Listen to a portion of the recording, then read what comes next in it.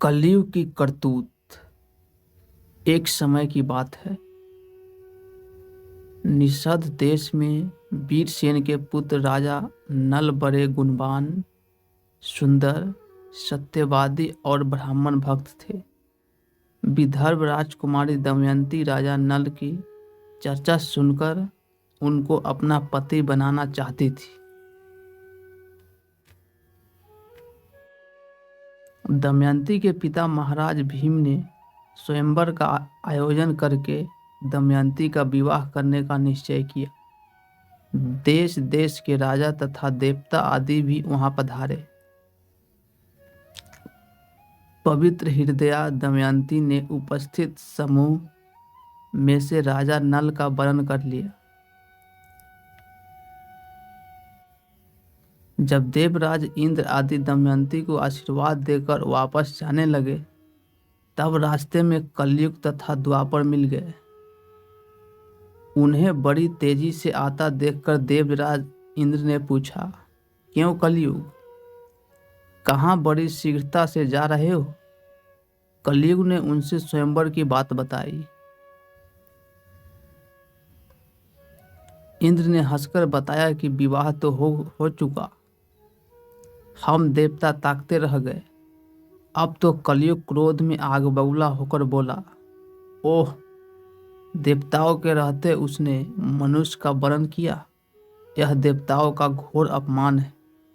उसे मैं ऐसा दंड दूंगा जिससे वह राजा नल के साथ सुखपूर्वक न रह सकेगी।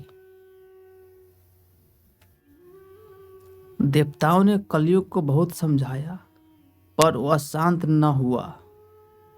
राजा नल की चतुरता, धैर्य, ज्ञान, तपस्या, पवित्रता, दम और सम आदि लोकपालों के समान थे। उन पर कलयुग का कोई बस नहीं चलता था। पर संयोगवश 12 वर्ष के बाद एक दिन राजा नल संध्या के समय लघु शंका करके बिना पैर धोए ही आचमन करके संध्या वंदन करने बैठ गए।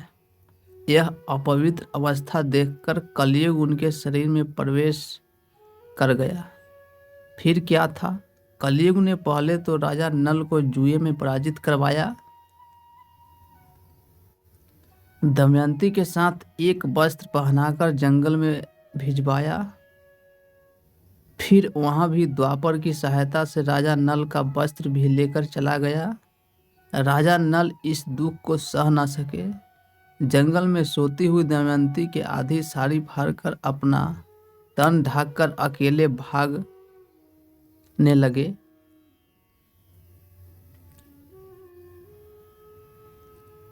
राजा नल ने भागते समय दवा नल से करकोटक नामक एक सर्प को बचा लिया। उसने राजा नल को नष्ट करके उनका रूप बदल दिया और उसके विष से राजा नल के शरीर में स्थित कलयुग को नष्ट होने लगा। वहां से चलकर राजा नल अयोध्या के राजा ऋतुपर्ण के यहाँ अपना नाम बाहुक बताकर रहने लगे। इधर दमयंती की जब नींद टूटी, तब वह पति वियोग में पागल होकर किसी प्रकार जाकर चेदी नरेश राजा सुबाहु के यहाँ रहने लगी। परिचय होने पर ज्ञात हुआ कि राजमाता दमयंती की मौसी थी। उन्होंने आदर सहित दमयंती को उसके पिता के घर भिजवा दिया। माता पिता की आज्ञा से दमयंती ने बहुत से ब्राह्मणों को राजा नल की खोज करने के लिए नियुक्त किया। बहुत दिनों तक ढूंढने खोजने के बाद अयोध्या में उनके होने की संभावना दमयंती को प्रतीत हुई। अनेक प्रकार से परीक्षा करवा लेने के पश्चात जब दमयंती को यह विश्वास हो गया कि अयोध्या में रहने वाला बाहुक ही उसका पति राजा नल है, तो उसने स्वयंवर का बहाना करके राजा ऋतुपर्ण को भी विशेष ढंग से आमंत्रित कर लिया। जैसा विश्वास दमयंती को था। हुआ भी ठीक वैसा ही। राजा ऋतुपर्ण के सारथी के रूप में बाहुक बने राजा नल भी वहां आए। रास्ते में राजा नल ने पासों की वंशीकरण विद्या राजा ऋतुपर्ण से सीखी। उसी समय कलयुग उनसे क्षमा मांगते हुए कांपता हुआ उनके शरीर से निकल गया। रात्रि में माता की सहायता से दमयंती ने बाहुक बने राजा नल को अपने महल में बुलवाया। दमयंती को देखते ही राजा नल थोड़े बहुत वार्तालाप के बाद उसके गले मिलकर रोने लगे।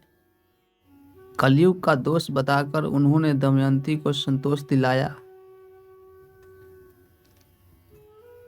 साथ ही साथ अपने भाई पुष्कर को जुए में पराजित कर अपना खोया हुआ राज पुनः प्राप्त किया। तदंतर वे दमयंती के साथ आनंद पूर्वक राज करने लगे।